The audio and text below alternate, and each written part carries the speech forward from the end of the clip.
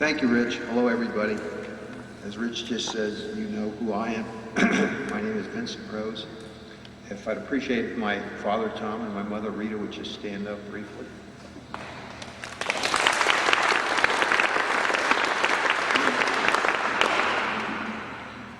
First off, I'd just like to tell a quick little story.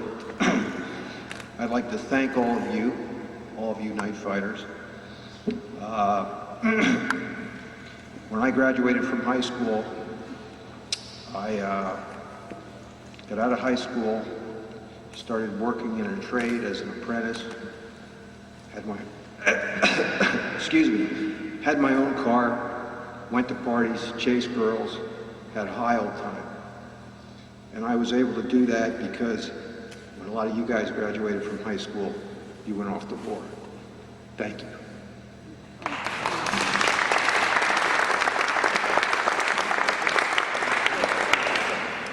We're going to start off here. We're going to hear from the 425th Night Fighters, and we're going to start off with my father, Mr. Thomas Rose.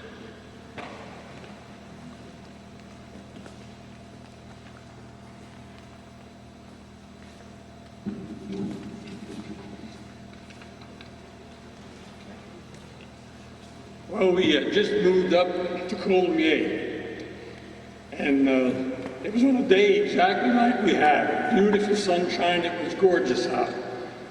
And we got on the line early to work. And we got our work orders from the engineering shack, and we went out, and we done our work, and we got done early. So we came in to the engineering shack, and Richter was there, and he said, Nieswender is here, and he's going to take a night fighter up on a nifty. And what a nifty was a night flying test before the mission at night. And he says, anybody wants to go along, get your chute, and you can go along with it. So I love to fly in this bird here, and I went and got a chute, and I crawled in the Dangerous Dane, which was crewed by Aldo Di Lorenzo, the cigar smoker. Where in the hell he got the cigars, I'll never know. But anyway, we crawled in, and we wandered up, and we got down the runway, and we took off. And it was a beautiful day over northern France and Belgium. So we were flying around up there and just enjoying the flight, plus the scenery and everything else. And all of a sudden, Richter, in the back of me, I didn't have no communications on, but Richter did in the back of me, and he was talking to me and reading. I was trying to read his lips. He says, we have some trouble. I says, trouble? He said, yes, we got trouble. So he says, what's the matter? He said, we got to find a place to put this bird down. I said, my God. He said, we're looking all over the place in fields and everything else. Finally, we ran across a British airfield, and I don't remember what was on it. They were either Spitfires or Hurricanes, one of the two. And he says, there's one that we can put it down on. So he cut one engine, I don't know why, and feathered the props, and we landed on this British air base. And we got out, I said, well, what happened? I said to Richter. He says, I don't know, we'll have to ask Nieswender. Lieutenant, he was a lieutenant at that time, one of our best pilots, I should say. And he says, I don't know, we have to talk to Nieswender. So we talked to Nieswender. He said, well, we were running low in gas. We were out here screwing around, in other words, and the gas consumption was getting low. And he says, we had to put it down. So the British officer came out, and he said, he wanted to know what happened. And he told him, he said, well, we need fuel. He says, well, we'll have to negotiate that. It was our fuel from the United States. All the fuel was shipped in from the U.S. And it was our fuel, and he said we had to negotiate for fuel. So Nieswender went in, and he negotiated for fuel, and he came out and he said, these boys have to eat.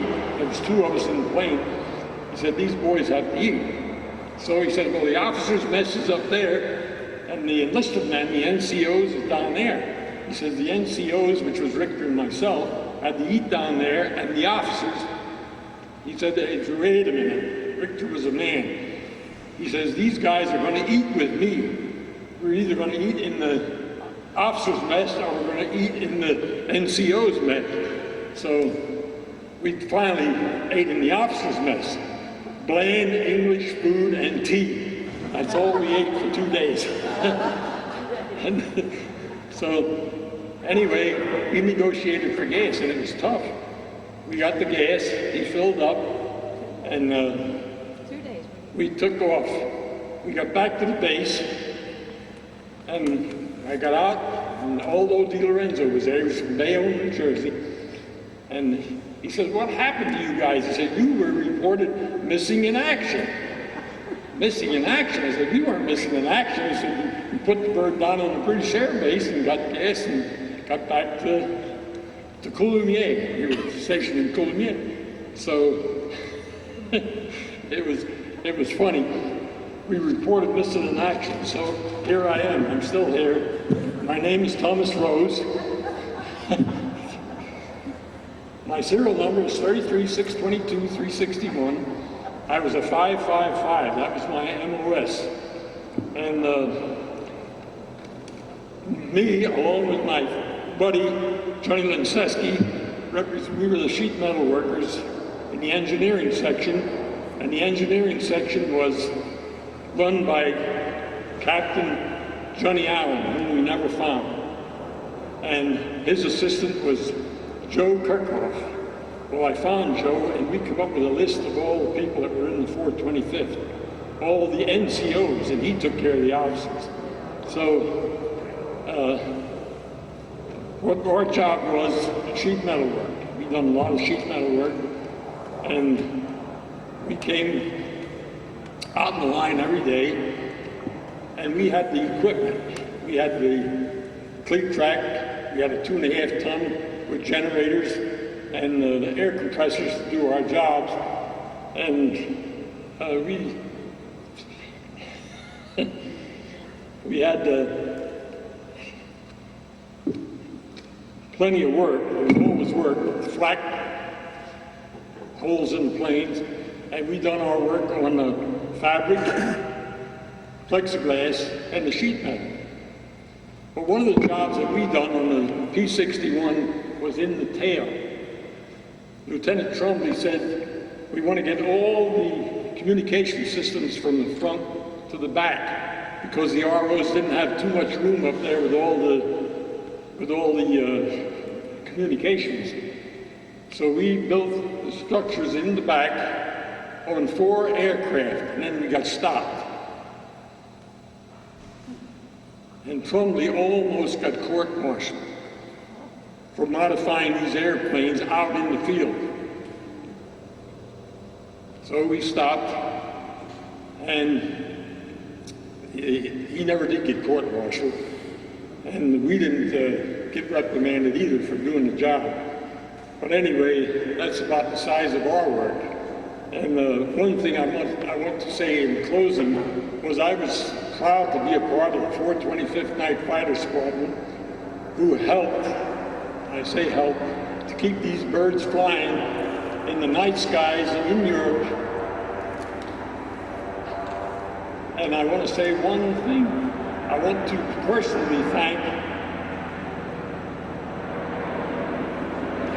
Chuck, his wife, Lorraine, and Nancy for getting this thing together and allowing us to once again meet all our friends and enjoy a lot of camaraderie and over old times, let's say, old times. And we went to about 5 or 6 of the conventions, and we had a ball. So thanks, Chuck, thanks, Lorraine, and thanks, Nancy. It took a lot of work to put this together, and we appreciate it.